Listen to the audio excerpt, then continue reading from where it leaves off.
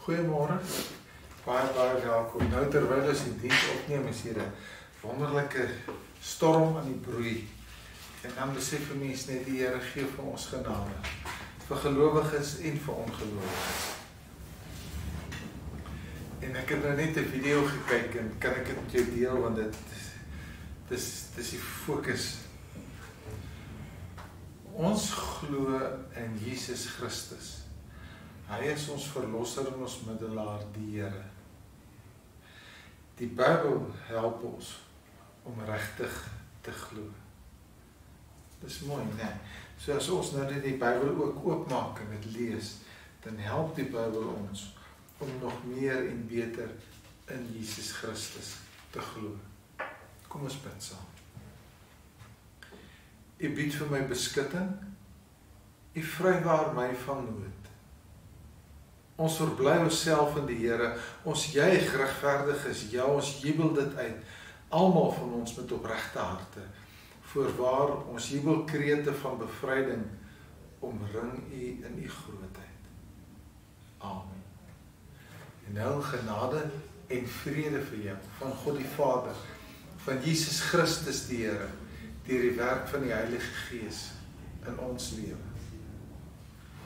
Nou toe, ek wil jou nooi vanoggend en vir jou sê, maak jou Bybel oop by die mooiste, kosbaarste kortverhaal ooit vertel. Ja, jy sal natuurlik presies weet waar in die Bybel dit is, so blaai maar so intoe. Moet ek eers sê, dit is Lukas 15. Lukas 15. Dit is 'n baie interessante deel, en voordat ons bid en lees, wil ek eers vir jou sê, as Lukas 15 nou voor jou oop is, dit begin by Jesus wat vertel van die verlore skaap, en die herder wat al sy skape in die kraal los, en die een skaap loop gaan soek. En dan die verhaal van die vrou wat haar muntstuk verloor het, en dan alles los, haar hele huis uitvee, al die meubels uitskuif, totdat sy dit kry. En dan die derde verlore, dis die gelykenis van die verlore seun. Nou dis nou daar waar ons gaan begin lees. Kom ons bid gou saam. Here, ons Here, dis U woord, en wanneer U woord aan die woord kom, dan wil ons net bid as U spreek, Here, U kinders luister. So praat met ons vanuit die hart, sodat ons ook in ons hart U woord, U Gees kan hoor. Amen. Kom ons begin lees. Dis by vers 11 van hoofstuk 15. Verder het Jesus gesê, daar was 'n man wat 2 seuns gehad het. Die jongste het vir sy pa gesê, pa, gee my die deel van die besittings wat my toekom. Hy het toe die goed tussen hulle verdeel. Nie lank daarna nie, het die jongste seun alles tot geld gemaak en van die ouer huis af na 'n ver land toe vertrek. Daar het hy sy geld verkwis deur losbandig te lewe. Nadat hy alles deurgebring het daar 'n kwaai hongersnood in daardie land gekom en ook hy het begin gebrek ly. Hy het toe sommer by een van die mense van daai land gaan bly en die het hom na sy plaas toe gestuur om varke op te pas.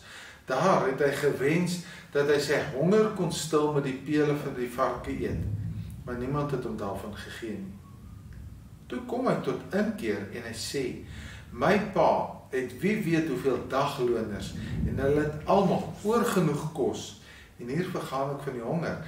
Ek sal dadelik na my pa toe gaan en vir hom sê, pa, ek het teen God en teen pa gesondig. Ek is nie werd om pa se seun genoem te word nie, behandel my soos een van pa se dagloners. En hy het sonder versuim na sy pa toe teruggegaan. Toe hy nog ver aankom, het sy pa hom al gesien en hom innig jammer gekry. Hy hardloop hom tegemoet, omhels hom, soen hom. Toe sê die seun vir hom, pa, ek het teen God en teen pa gesondig. Ek is nie meer werd om pa se seun genoem te word nie. Maar sy pa roep sy werksmense, maak gou, bring klere, die beste, trek het vir hom aan, sit 'n ring aan sy vinger en trek vir hom skoene aan. En bring daar 'n vetgemaakte kalf, slag hom en laat ons eet en feesvier. Hierdie seun van my was dood en hy lewe weer. Hy was verlore en ek het hom teruggekry. En hulle het begin feesvier. Sy oudste seun was nog in die veld. Toe hy terugkom en naby die huis was, hoor hy die musiek en die singery. Hy roep die een van die bediendes nader en vra hom wat aan die gang is. Die bediende antwoord, u broer het gekom en die pa die vetgemaakte kalf geslag, omdat hy hom behoue en gesond teruggekry het. Toe die oudste seun kwaad geword en hy wou nie in die huis ingaan nie. Sy pa gaan toe uit en praat mooi met hom, maar hy antwoord, kyk, al die jare werk ek soos 'n slaaf vir pa, nog nooit het ek 'n opdrag van pa verontagsaam nie, en vir my het pa nog nooit eers 'n bokkie gegee, sodat ek saam met my vriende kan feesvier nie. Maar nou dat hierdie seun van pa, wat pa so goed met prostituie deurgebring het, terugkom, het pa vir hom die vetgemaakte kalf geslag. Toe sê sy pa vir hom, kind, jy is altyd by my, en alles wat ek het, is ook joune. Maar ons kan tog nie anders, as om fees te vier en bly te wees nie, want hierdie broer van jou, was dood en hy lewe weer. Hy was verlore, ons het hom teruggekry. Ons lees dit daartoe saam. Gelukkig is elkeen van ons, wat regtig na die woord van die Here kan luister. En dan wil ek byvoeg, en nog meer in Jesus Christus kan glo. Die Seattle Times het in 2007 'n interessante storie vertel. Man, dit het my nou nogal in die dink gesit. 'n Vrou in Oregon, in die VSA, het met die hulle lotto, het sy $1 miljoen gewen. En die geld is in haar uitgekeer. In 2 weke se tyd het sy $30,000 gemors gekry. Ek weet nie hoe kry mense dit reg nie. Sy het dit geblaas. En toe arresteer hulle haar vir valse identiteit. Want sy het 30,000 gemors, maar toe het hulle nou agter die kap van die berg gekom. Sy het die $1 miljoen gevat en geberg. Sy het selfs die kaartjie wat sy gekoop het, het sy met haar ex-man, sy oorlede ma, sy kredietkaart gekoop, en sy het op daai kaart bly spandeer. En toe vang hulle haar uit. Toe vat hulle die $1 miljoen terug, en hulle maak nog 'n saak, sy moet al die oorlede ma sy geld ook nog teruggee. Oepsie daisy. Uitgevang. Nou hoekom sal sy haar nuwe rykdom, wat 'n vaste sekerheid is, in gevaar stel, deur so 'n dwaase ding te doen? Ja, ek weet nie. Ek dink nie sy sal ons dit kan antwoord nie. Maar dis die vraag wat ek vir hierdie 2 broers ook wil vra. Ek wil vir hulle vra, hoekom wil julle nuut gekryde rykdom as kinders van die koning, van die pa, in gevaar stel, terwyl dit eintlik vas en seker julle sin is? Want die een loop weg en die ander een wil nie in die huis inkom. Hulle tree verskriklik sleg op. Ons ook. Ek wil vir my ook vra, hoekom wil ek my nuwe rykdom in Christus Jesus in gevaar stel met riskante gedrag? Ek kan myself nie antwoord. Hoekom mors ons met God se genade? En dit het so duur gekos. Dit was die dood aan die kruis wat Jesus vir ons betaal het. Jesus is hierdie 3de broer wat gedoen het wat hy gedoen het. Om ons vry te maak van alle risiko's. Om ons te vergewe en vir ons 'n wedergeboorte te gee. Lukas 15 vertel van 'n herder wat sy skapie gaan soek wat afgedwaal het. Hy bære die wat veilig is in die kraal, dan gaan soek hy die afgedwaalde skaap. Lukas 15 vertel vir ons van 'n vrou wat 1 muntstuk haar huis uitdra en elke hoekie uitvee, net om by daai munt uit te kom. En Lukas 15 vertel vir ons van 'n wagtende pa wat oor 'n klein hekkie staan en pad afkyk. Wanneer kom sy kind? En dan is ons nog baie keer wegloop, kinders. Ek wil vir jou sê, jy kan maar probeer weghardloop van God af, maar jy moet oor jou skouer kyk.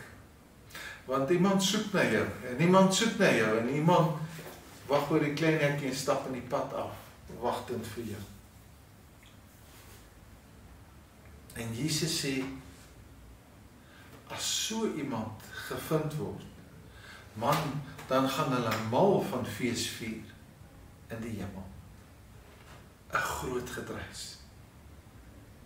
In Engels begin hoofstuk 15 so, hier staan, die tollenaars en sondaars het almal die gewoonte gehad om na Jesus te kom luister. Die Engelse vertaling sê, by this time, a lot of men and women of doubtful reputation were hanging around Jesus, listening intently. Hanging around Jesus, listening intently. Dis die kerk. Dis die kerk. Die ware kerk. Ware kerk van Jesus Christus. Ons is almal so bewus van ons sonde. But we are listening intently. Nee, ek lees met opgehoue spanning, met gefokustheid, ingefokus op elke woord wat Jesus sê. Dis die ware kerk. Nou wil ek jou nooi en vra, is jy regtig deel van die ware kerk? Nie om daardeur te sê, nee, jy is nie. Maar om te sê, as jy is, luister dan die Here se woord, met hierdie opgehoue spanning. Dominee vertel, hy bly daar in Genadendal, en hulle het aanddiens, daar's 'n gasprediker die aand, en hy groet die mense, nie van sy groot vriende kom daar aan, en hy sê vir hom, hallo maak, hoe gaan dit? Hy sê, nee, dit gaan goed, hoe gaan dit met jou, priester?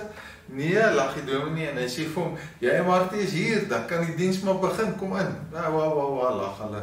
Hy sê, hoorie, Marcus sê toe vir die dominee, hoorie, maar daar aan die verste punt van die parkeerterrein is daar 'n ou tussen die motorkarre, maar groot moeilikheid staan op sy gesig geskryf. O, nou loop die dominee, maar ek bly is nou nie die dapperste mens nie, hy hou van kaas, maar hy is nie die dapperste nie. Nou stap hy maar om die verdagte te gaan ontmoet.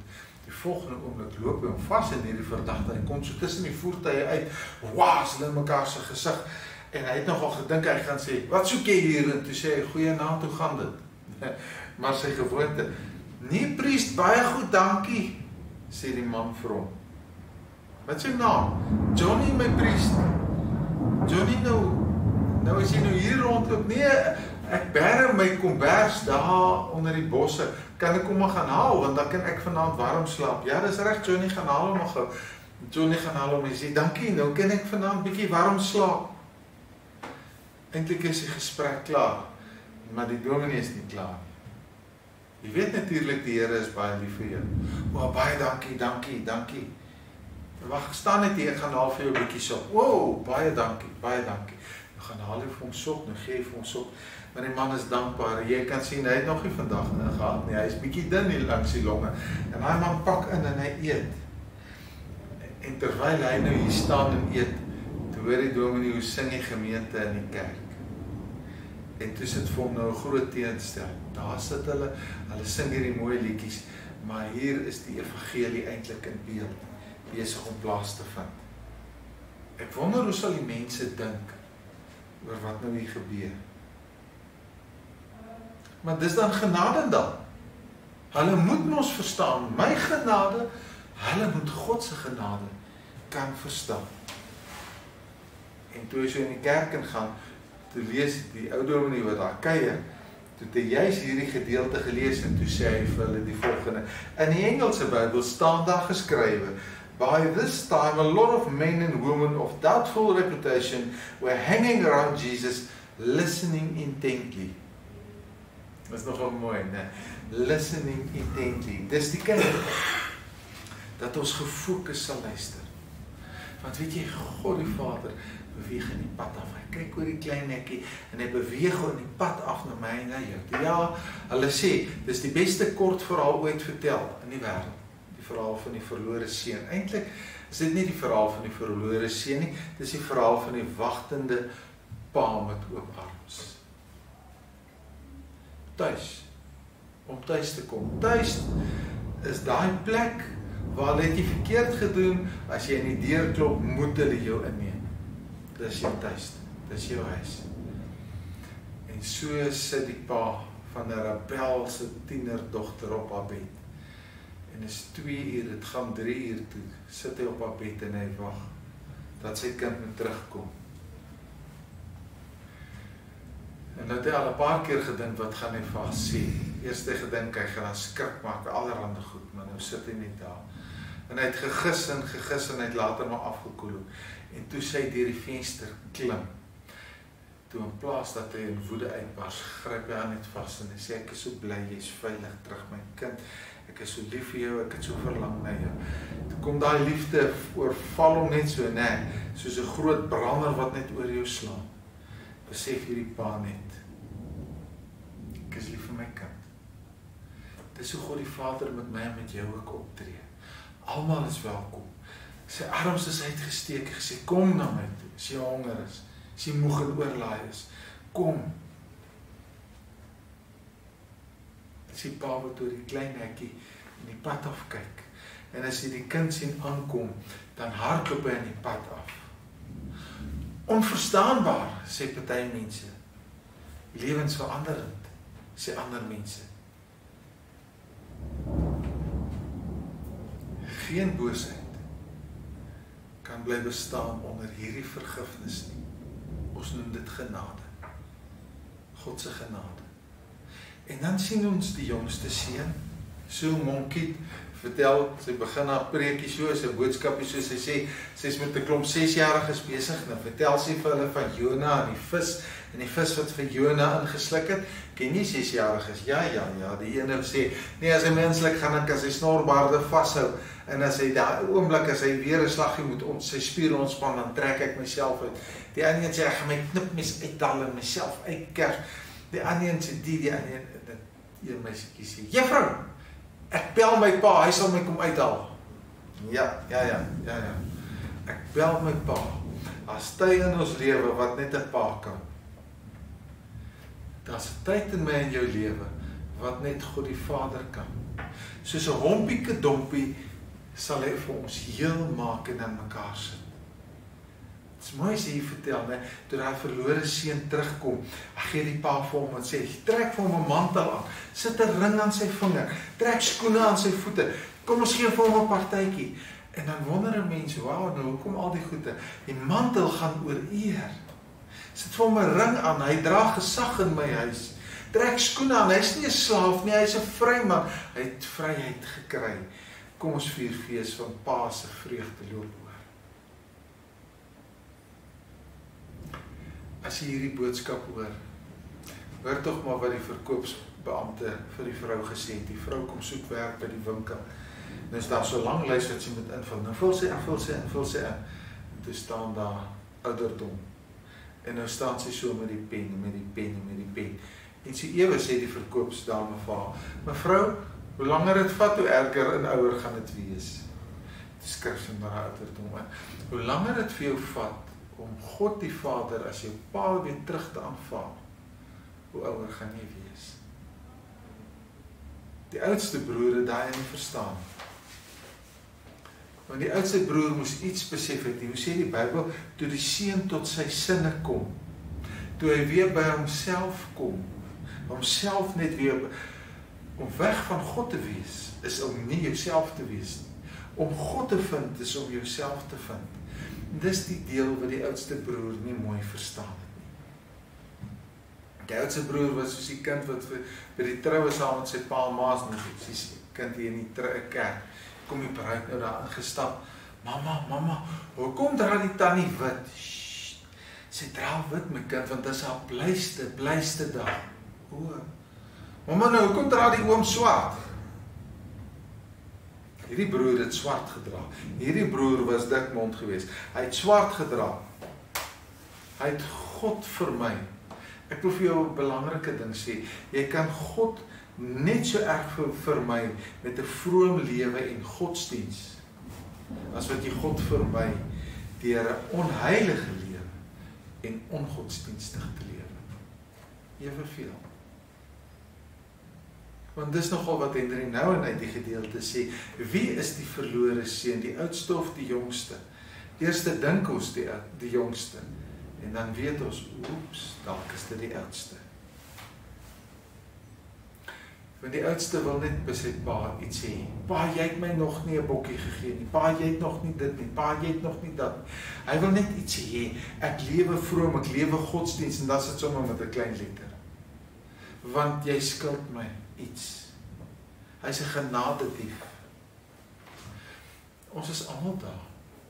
Ons is almal daar. So ek wil vir jou vandag, voordat jy 'n genadedief word, wil ek vir jou sê, as jy afgunstig is teenoor iemand anders, vir watter rede ook al, begin in jou gebed net dank uitspreek. Jy sê, Here, dankie vir daai mens, vir daai en daai en daai eienskappe. As jy verskriklik kritikasties is teenoor mense en hulle seer maak, wil ek vir jou sê, begin jou waardering uitspreek vir wat hulle kan doen. As daar in jou binneste verbittering is, leef net jou beste. Dien soos net jy kan. Die verbittering sal weggaan. As jy onvergewensgesind is daar net een pad. Vergewe soos Christus ons vergewe het. Soos iemand dit so mooi geskryf het, laat God toe om anders in 'n ander se lewe te werk as in jou. Laat God toe om anders in 'n ander se lewe te werk as in jou. Nou wel in die Ooste was dit die oudste broer se verantwoordelikheid om te kyk dat die jongste broer op sy spore trap en die oudste broer wou net nie verantwoordelikheid vat nie. En dan ewe skielik besef ons, maar hier's 'n ander broer, hier's 'n derde broer, die regte oudste broer. Hy het vir God lief gehad. Hy was aan God gehoorsaam tot in die dood. Hy het regtig 'n mantel en 'n ring en skoene en fees gehad. Hy was die persoon. Weet jy wat? Toe kry hy 'n mantel. Toe hulle moet hom spot. En toe kry hy 'n doringkroon. En toe word hy gegeesel en gekruisig. En hy het dit vir my en vir jou gedoen, sodat ons kan tuiskom. Here, baie dankie. Dankie vir dit wat U bereid was om vir ons in die vloekhou te doen. Dankie dat U die derde, maar die oudste seun van God is. Dankie dat U vir ons al die pad gestap het. En dat ek vandag net kan sê, hoe groot is my God. En daarom, Here, of ek naby U lewe en of ek ver van U af is, een ding weet ek. Ek wil op U skoot sit, ek wil U vashou, ek wil U liefde voel, en daarom keer ek my na U toe, vele keer, vir die 1000ste maal, en U is my Vader. En daarom wil ek saam met U die pad stap, wil ek U dien met liefde en vreugde, in oorvloed, verheerlik U self deur my. Amen. As jy die Here wil dankie sê, as jy vir hom wil dien, dan weet jy, die kerk is daar, daar's verskeie maniere waarop jy jou dankoffer kan gee. Ons sal jou dankoffer op die regte manier in die koninkryk van God gebruik. Maar nou, kom ons eindig af, en dan eindig ons af met die seën. Nou bid ons. Mag die genade van die Here Jesus Christus, en mag die liefde van God, ons Vader, en mag die troos van God die Heilige Gees, elke oomblik by elkeen van ons wees. Amen.